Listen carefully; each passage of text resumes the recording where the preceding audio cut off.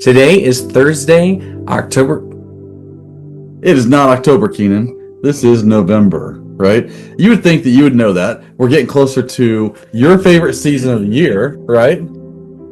Yes, I can't believe I don't know how to read dates, man, anymore. There you go. There you go. Today is Thursday, November the 20th. I hope you're having a great day. I missed this past weekend being in person with God's family. I was at a family camp with my family. Really enjoyed that time. But I've heard so much feedback from people about the message and just really how I think sometimes we don't hit in churches the realities of life, that sometimes things just seem hopeless. Sometimes things seem out of our control, and we just want to be like Elijah, sit in our broom tree and be like, I'm done. Well, even because I'm going to assume that most of us are the same in this is people who are committed to following Jesus, we would not necessarily say life is hopeless, right? We wouldn't say it, but we feel it, don't we? It's internal, it's hidden back sometimes, but it's there as an undercurrent, and we can almost sense it in the way we hold ourselves. Yep. You know, we kind of walk with our head down a little bit, we just kind of shuffle our feet a little more, we get out of bed a little slower, I mean, these things, right? And I think because of that, I have heard so many people just saying that it was just a breath of fresh air to just acknowledge it together, that, you know what, sometimes life is hard, and I know there's hope in Jesus, but I don't see it right now in this dark valley. Yeah. And so I'm so thankful that you did that, and that we're through this Life of Elijah series right now, talking about that together. I'm excited to speak this weekend about this even you'll more. carry on week number 4, right? Yeah, and excited to see where God leads us as Elijah continues to run towards these things, right? Because, I mean, you set it up, and you talked about a lot of things, but even then, Elijah still didn't hear it, and it didn't sink into him quite yet. Yeah, because he, at the end of the 9 verses from the passage this last weekend, he heard it, but it didn't quite sink in because he still had to go to the mountain where God's really going to speak to him, as you share this coming weekend. Yeah, so I'm excited to wrestle through that. But as we wrestle through this last weekend, though, a couple of questions I pulled out for us to answer through is this. When has life felt like it was too much for you?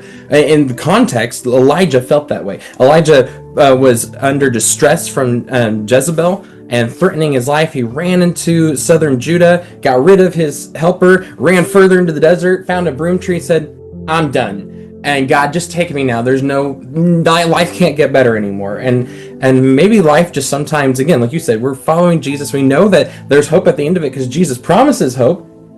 But in the middle of the mess, we kind of feel like it's too much. So when life has felt like that for you, oh my goodness, I'm struggling with my questions. I don't know what you're saying. When has life felt like that for you? Is the words I'm trying to say, and I finally said it. There you go. This is a hard question to answer, and because for me, I don't know, like pinpoint moments. I mean, do you have a moment you can talk about? I do, actually. What is that? And again, I think I feel like there's sometimes moments, and I think it's a controlling thing for me. Usually, life feels like it's too much for me when I don't feel like I'm in control. And I do things based out of fear. We're going to talk about more of that this weekend. But specifically, I can remember a point in time when I first got married, and we were renting a house, and I was living from paycheck to paycheck because I thought I had more money than I had when I got married, and then realized that bills were more than you thought it was going to be, and rent and paychecks, and then I did a silly thing where I accidentally double paid a bill on money that I really didn't have anyways, and I just remember feeling this is too much. How do we afford life? I remember my wife and I literally taking like $15 of change to Aldi's and shopping because that's all the money we had for 2 weeks. Yeah. And if life just felt like too much. And then God showed up in that moment. Like, we had a refund check from something. Well, I didn't even know I qualified for this check. Like, all of a sudden just showed up in my mailbox, and it was literally for the amount of money I needed to pay my next bill. To the penny. Yeah. Rip pennies. No more. What are you talking about? Pennies are no more. Pennies are no more. That's As I'm filming this, sorry, just made me think of that. Poor pennies. But to the penny, right? It was there, and it was just, my wife and I still point back to that moment that God showed up. God showed up, and when we didn't think we had enough to buy laundry detergent, what we feel like are silly little things that it's just everyday items we couldn't afford. And the lady in the parking lot handed us a $20 bill that we're like, that's not ours. And she said, it is yours. And we fought back and forth, and we finally took it because we realized what she was trying to do. But like, I remember feeling hopeless in that moment. Not to the point of where I wanted to take my life, because I believe in Jesus and I believe the hope he has. But in this moment, I guess the hopelessness was really this feeling of, God, I know you're there, but where are you? Because I don't know how I'm going to pay for this. Yeah. I don't know that. I mean, that's a moment. I mean, there's a couple moments you're talking about there. I don't know that I have a lot of those. I think our personalities play a role in this. Yeah, absolutely. And you said control, right? And I'd be lying if I said I didn't have a little bit of that in me too, because we all have some of that in us. We want to be in control of our situation, our moments, our next steps. And I think for me, a lot of times it's an image issue, right? I want to be viewed. I don't want to just have control. I want to be viewed as though I'm in control. I want to be viewed in a certain way. So, I mean, it comes and goes for me in waves all the time. You know, if I'm real honest, you know, it might be for me last Saturday night, and then it was the Monday before that, and it just passes, little short moments there, and usually it takes often you coming up and sit down and saying it's going to be okay, or my wife saying snap out of it, you're going to be all right, and reminding me to focus upon Jesus, not on myself. Right? If I'm focused on how I look to people, life is too much. It's just always too much. And I make a little mistake and I kick myself over that for a long time, or I make a wrong decision and I just beat myself up. Life's too much. But if I remember to focus on Jesus, I remember that it's not really how I look, it's how he looks. And so I give him honor and I give him glory, and I focus more on that.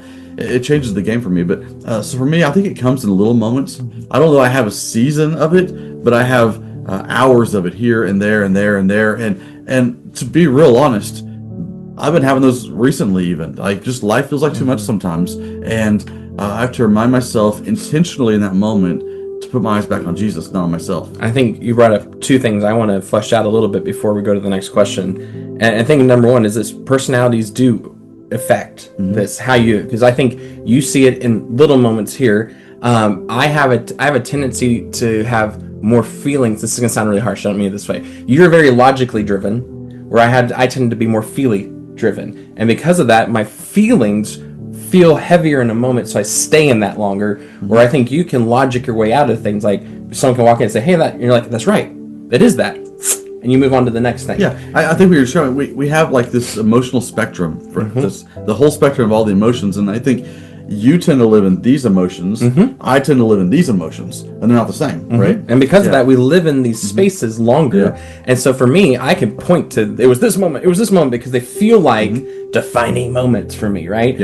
Even though they're not really, but they might be course of time, similar time. Like if you were to take all those little moments of yours and put them into a time frame of hours, and they may be very similar in how long we sit in them. You just do them differently. Yeah, solid point. The other thing is probably a terrible analogy, but you talked about how I come in and say, get out, snap out of it. We do that for each other. The Bible says iron sharpens iron. We need each other to pull each other, to snap each other out of moments, to realize that we can actually push through this hard moment. I used to work out a long time ago. Don't anymore. But when I worked out, I benched, and I wanted a bench pressed. And one of the things that my roommate told me all the time, I worked out with him in college, when I would go alone, I could only do so many reps. So let's say it was 10 reps with the weight. And on number 10, I was like, I can't do this.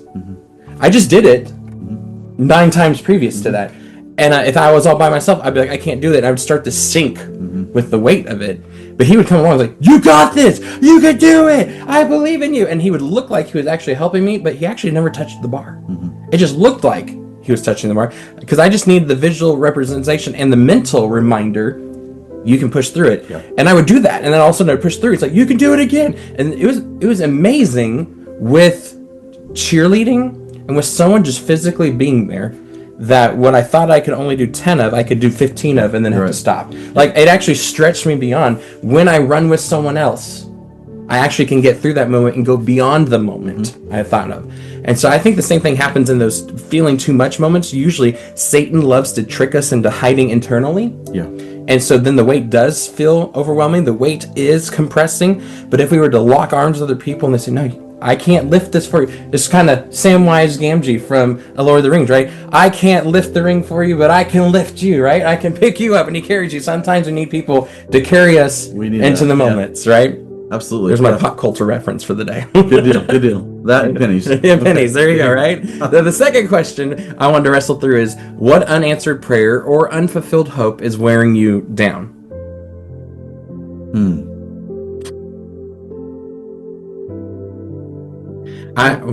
Good. No, I was just going to say, I think this is where it's different for me than you.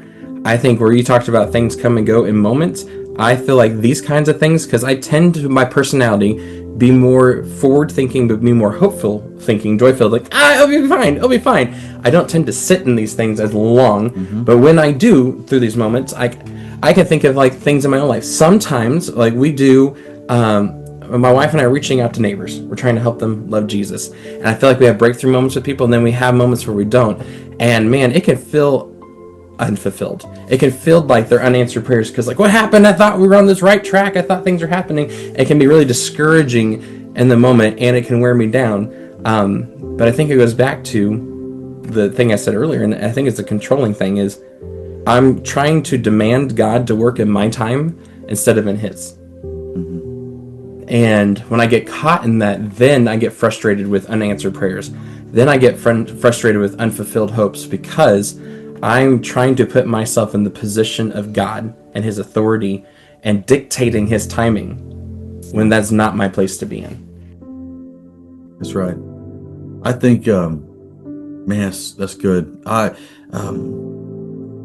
We are different, but we encourage each other well. We work well together, and I think I often I get hung up on people. You know, kind of like you're saying, praying for a person, hoping for a person for a next step, for a growth, and when they don't take that step, or something blocks the way, or that weighs me down a little bit. Right? It can become very discouraging. It is discouraging, and but I also, and this is a blessing and a curse, to be honest. And my mind is a lot like a filing cabinet. I keep drawers open and closed and things, and I put it away, and I'll think about it for a while. And but when I have it open, it's discouraging for me, and it actually I can't talk either today. It hurts my ability, I think, to be in a relationship with people too, because I struggle to have the relationship fostered through the disappointment of things, or through the weighing down of it as well. And I have to remind myself that just because I'm frustrated with somebody doesn't mean God isn't working in that, and that if I withdraw from the relationship, then I actually become the hindrance in God moving to answer the prayer I'm praying. And so I don't know if that makes sense at all. Yeah. But that's, for me, it's to recognize, again, it's a focus issue for me. Who is it? God in control, or is I in control? What is it? Now, I'm glad that you said that. It kind of reminds me of, I had a friend speaking in my life last couple of weeks talking about seeds, and Jesus liked talking in metaphors, seeds. And if we look at life like seeds and relationships like seeds, we have a tendency to say, hey, I want every seed to produce and to grow in the same way. And that's not what happens. Every seed, if you plant watermelon seeds, or if you plant cucumber seeds, or whatever apple seeds, they're all going to grow at different rates. They're going to become beautiful plants and produce fruit at some point, but it's going to look different. Yeah. And I think my problem is, with most people, found what seed worked for me to grow me, and then I want you to have that same speed and seed.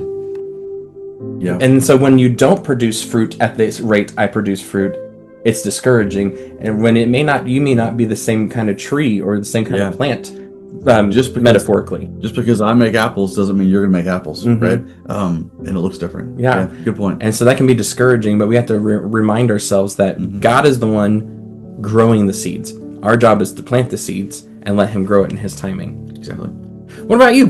What are you struggling with? How do you feel like things have just been too much for you? How do you feel like you may feel like God's not answered prayers, or that you don't have hope fulfilled? We'd love to talk to you about that. We'd love to walk through these things with you, because you're not made to carry these things alone. Satan is really good at tricking us into thinking that we need people, we need God's family, and now more than ever, as days get darker, literally, and as the weather gets colder, and we can begin to kind of shut down and want to be inside more often and away from other people, you need people more than ever. So I would encourage you to be in people's lives, to show up.